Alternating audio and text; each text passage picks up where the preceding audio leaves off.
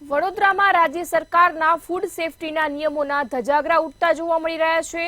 રાજ્ય સરકાર દ્વારા ખાણીપીણીના વિક્રેતાઓને લઈને એક પરિપત્ર જાહેર કરાયો હતો, પરંતુ ખાણીપીણીના સંચાલકો આ પરિપત્રને ઘોળીને પી ગયા હોય તેવું લાગી રહ્યું છે। શહેરમાં તમામ જગ્યાઓ પર સરકારના નિયમોનું પાલન થતું ના હોય તેવું જોવા મળી રહ્યું છે।